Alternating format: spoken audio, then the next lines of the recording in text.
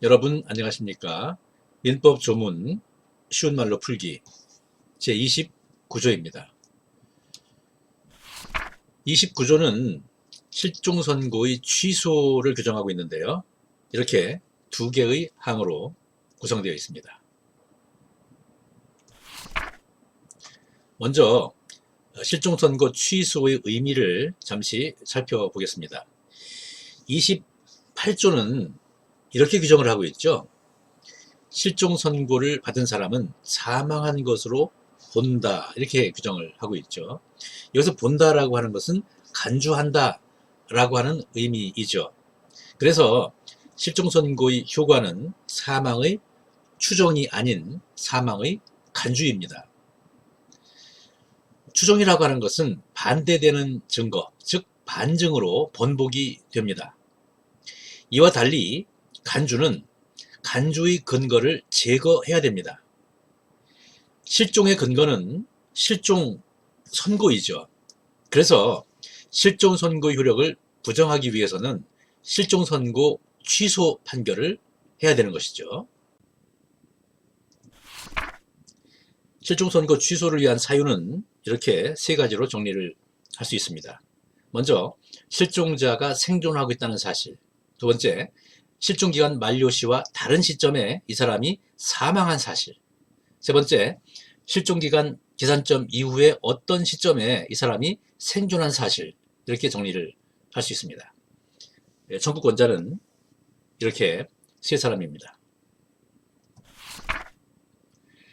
실종 선고가 취소되게 되면은 그 효과는 어떠할까요? 먼저 원칙을 보겠습니다.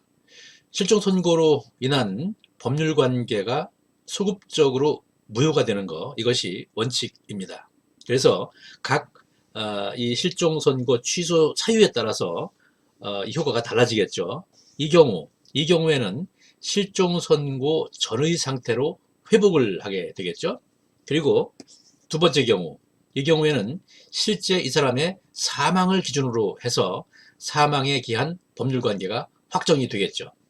그 다음에 이 경우에는 일단 선고 전의 상태를 회복을 하고 그때로부터 다시 실종 선고의 요건이 된다고 하면은 다시 실종 선고를 청구할 수 있겠습니다. 실종 선고 취소의 효과 중에 예외를 보겠습니다.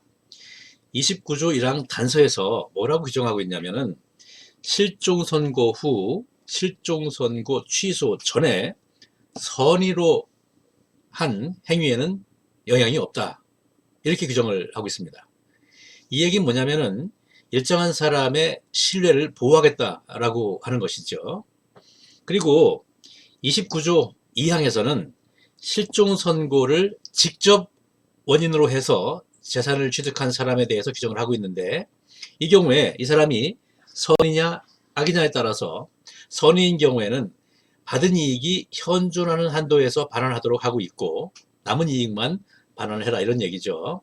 이와 달리 이 사람이 악이라면은, 다시 말해서 실종 선고가 사실과 다르다라고 하는 것을 알았다, 이런 얘기죠. 이렇게 악이라고 한다면 받은 이익에 이자를 붙여 반환을 하고 손해가 있으면 손해까지 배상을 해라, 이렇게 규정을 하고 있습니다.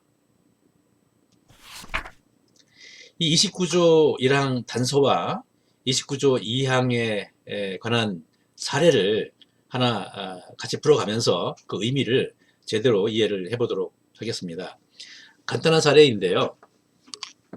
이 갑토지는 A 소유의 토지입니다. 그런데 이 A가 실종 선고를 받은 것이죠. 그래서 사망으로 간주가 되죠.